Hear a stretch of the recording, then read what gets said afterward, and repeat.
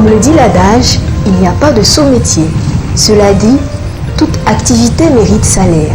Il peut être gros, maigre ou consistant. Généralement, dans le domaine des petits métiers, rien ne semble être taillé sous mesure. Si le savoir-faire constitue le principal fonds de garantie, il peut grimper ou toucher le fond du puits en fonction de la satisfaction du client. Contrairement aux produits qui sortent de leur atelier, la vie des tapissiers est loin de l'univers confortable dans lequel ils évoluent. Mais ils demeurent confiants et tous convaincus que seul l'effort mène au succès. Un chemin qui se dessine au quotidien, et ils sont nombreux ces jeunes Ivoiriens qui sont venus au métier. Ces artisans sont tous animés d'une même passion qui se manifeste dans leur intérêt pour l'univers de l'ameublement et de la décoration. Ils font preuve d'une grande habileté manuelle, ce qui leur fait exceller en créativité pour réaliser de remarquables œuvres majestueuses, entre autres les fauteuils, les lits, table à manger, bibliothèque, argentier. Voilà, nous faisons aussi les fers forgés parce que on ne peut pas s'atteler à faire simplement le bois parce que la demande est forte aussi en matière de fer. Donc, nous mélangeons un peu de tout. C'est un travail regroupant en son sein un ensemble de métiers qui demandent assemblage, souplesse et maniement du bois et du tissu pour la réalisation du mobilier. Pour confectionner tous ces beaux meubles qui ornent les salons, plusieurs artisans professionnels se mettent à la tâche. Il s'agit du menuisier, de l'ébéniste, du tapissier garnisseur ou tapissier couturier, du tapissier décorateur et du vernisseur finisseur. Chacun d'eux étant spécialisé dans un domaine bien précis. À partir du bois brut, le menuisier en siège fabrique les carcasses ou les fûts des éléments de mobilier, chaises, canapés, fauteuils. L'ébéniste conçoit et réalise des meubles de style ou de création. Il fabrique des pièces en bois massif ou plaqué, à l'unité ou en petit nombre. Les finitions sont parfois confiées à un artisan spécialisé, le vernisseur finisseur. Celui-ci apporte la touche finale d'un meuble en bois. Après avoir préparé la surface des supports, il effectue des mélanges de produits naturels destinés à colorer, traiter et protéger le bois. Le tapissier décorateur, quant à lui, est spécialisé dans la décoration intérieure, en particulier dans la confection des garnitures de meubles, la pose des étoffes, des tentures, des rideaux, des tapis. Le tapissier garnisseur façonne tout ce qui touche à la décoration textile d'un espace intérieur. Il garnit et habille des meubles, sièges, canapés, fauteuils, literies, portes, placards. Il met en place la tapisserie d'ameublement, réalise des garnitures et des couvertures de sièges ou tout autre meuble recouvert de tissu ou de cuir. La tapisserie d'ameublement regroupe les techniques et le savoir-faire du métier de tapissier garnisseur. Plus connu dans ce milieu sous le vocable d'ébéniste ou de tapissier, la transmission du métier passe en grande partie par l'apprentissage. Certains artisans ont appris ce métier sur le tas auprès de tapissiers déjà installés. Bon, je n'ai pas reçu de formation, mais j'ai appris auprès de moi-même mon papa d'abord. C'est mon papa même qui est mon formateur. Tandis que d'autres ont reçu une formation pratique en la matière, sanctionnée par un certificat d'apprentissage. Il faut une formation de base parce que on ne peut pas se lever comme ça pour exercer ce métier. Il faut avoir le minimum, c'est-à-dire qu'il faut commencer par apprendre. Donc, comme tout ouvrier, j'ai appris sur le tas, j'ai été apprenti, après je suis sorti. J'ai eu mon certificat d'apprentissage et maintenant je travaille pour moi-même.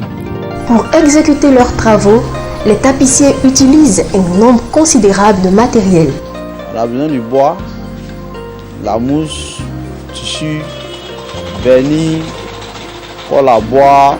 Également une machine à coudre, des ciseaux, une scie, un rabot, le marteau du tapissier ou ramponneau sont nécessaires pour parfaire l'accomplissement de leurs tâches. De plus, ils achètent d'autres éléments. On achète le tissu. Bon, le tissu aussi, les prix varient. Parce que certainement, il y a des tissus qui font 3500 Et aussi, il y a des tissus qui font 35 000 par mètre. C'est ce que j'ai dit tout à l'heure, qu'il y a la qualité. Dans toutes choses, il y a forcément la qualité. Donc, les tissus de qualité, c'est à partir de 5 000 francs. Voilà. Donc, de 5 000, on paye le nombre de mètres de tissu qu'il faut prendre et le reste, on fait le travail. À partir de 20 mètres, si c'est des salons bourrés, de 20 à 22 mètres. Maintenant, si ce sont des salons de style, c'est-à-dire les fauteuils en Louis XIV, les fauteuils de style, c'est à partir de 8 mètres. Et puis après, on doit acheter la colle. La boîte de colle maintenant coûte 7 000 francs. Et après, on doit acheter la mousse. La mousse épaisseur 10. La mousse épaisseur 10, maintenant, prix d'en gros coûte 13 500. Voilà. Et après, on doit acheter le bois. Maintenant, le bois, c'est quelque chose aussi qui est périodique parce que souvent, il y en a. Souvent, il n'y en a pas. Et quand il n'y en a pas, c'est cher. Donc, on peut acheter une baguette de 3,6 à 1500. C'est-à-dire 3,6, c'est-à-dire l'épaisseur et la largeur. Maintenant, la longueur fait 4 mètres à 1500. C'est toutes ces choses-là réunies qui fabriquent un fauteuil ou bien un salon. C'est la même chose pour les chaises. Après la confection de leurs différents articles, les meubles sont vendus à des tarifs qui sont fonction du style demandé par la clientèle. Quand un travail est fait en qualité, c'est sûr que c'est cher.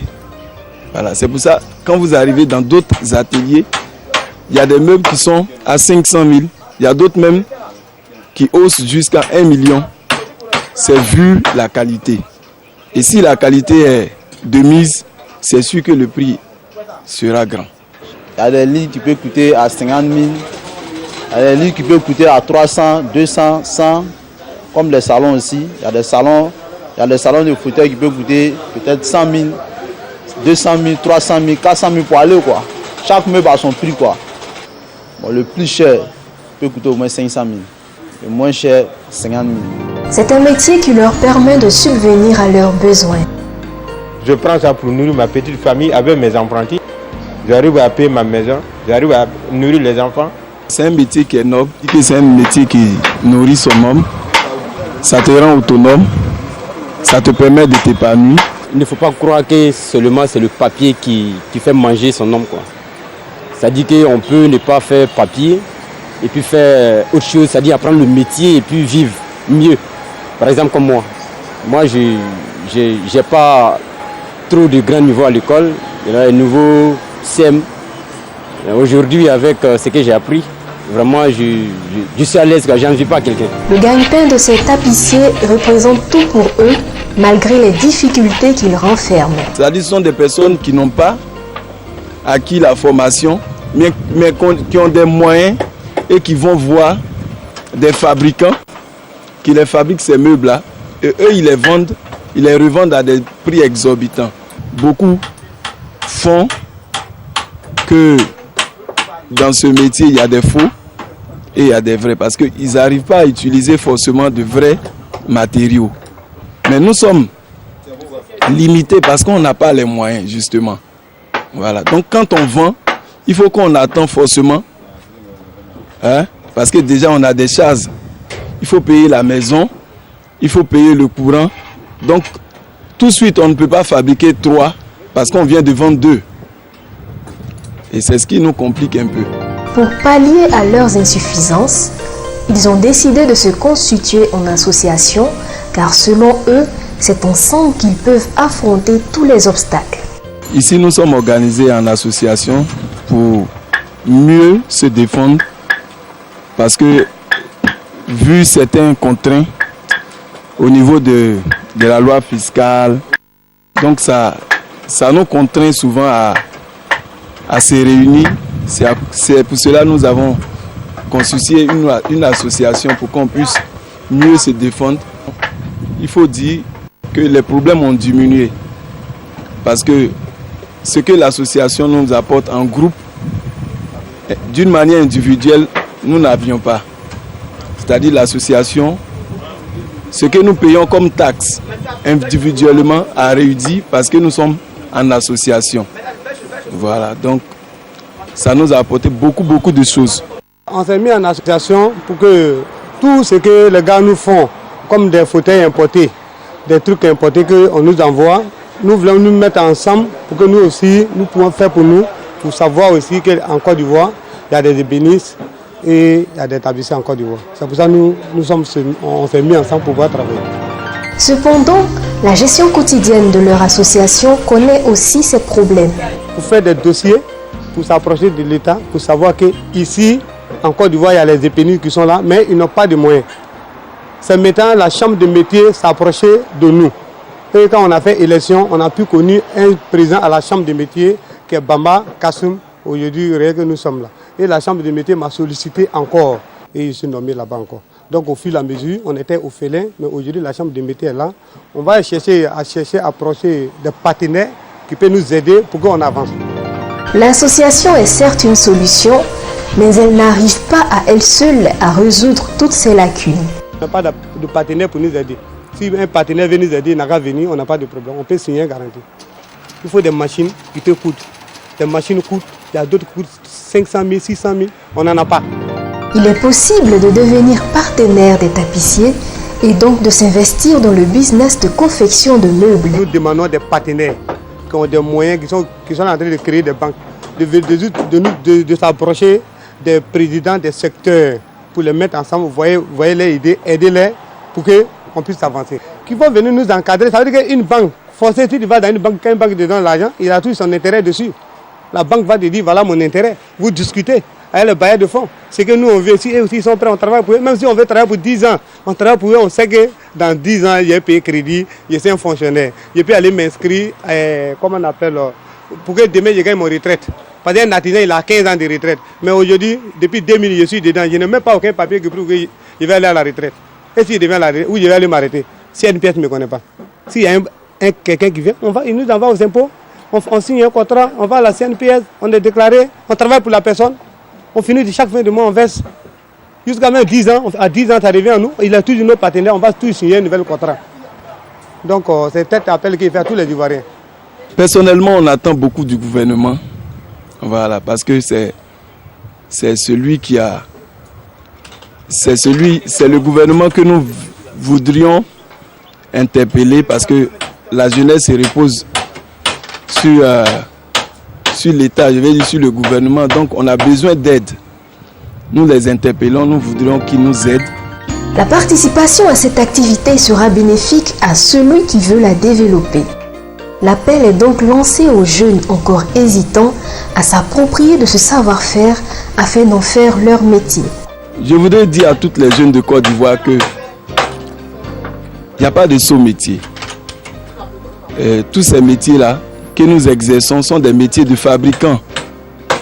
Moi, j'étais aussi élève. Et après les études, je voyais que c'était pas, il n'y avait pas assez de moyens pour continuer. Donc, j'ai appris sur le tas. J'ai été apprenti. Après, je suis sorti. J'ai eu mon certificat d'apprentissage. Et maintenant, je travaille pour moi-même. C'est pour dire que si tu veux obtenir un résultat, forcément, à cause du fait que tu es ambitieux, tu peux l'obtenir. Ça peut certainement durer, mais l'ambition est là et le reste vient.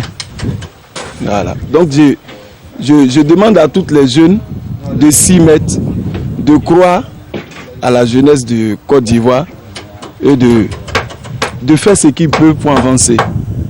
Si tu travailles bien, ça va aller, il n'y a pas de problème. C'est ce que j'ai à dire aux jeunes, de ne pas se décourager, de ne pas croire qu'après l'école, on est foutu dans la vie, quoi. Non, on n'est pas foutu. Après, le papier, si ça ne va pas, on peut faire autre chose et puis s'en sortir. On peut faire autre chose, on peut faire métier, surtout le métier. Ça ouvre les portes.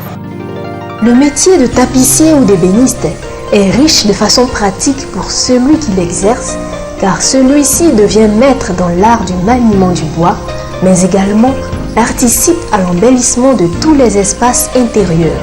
Et en plus, il contribue au développement de l'économie ivoirienne et permet de résorber le problème du chômage de la jeunesse.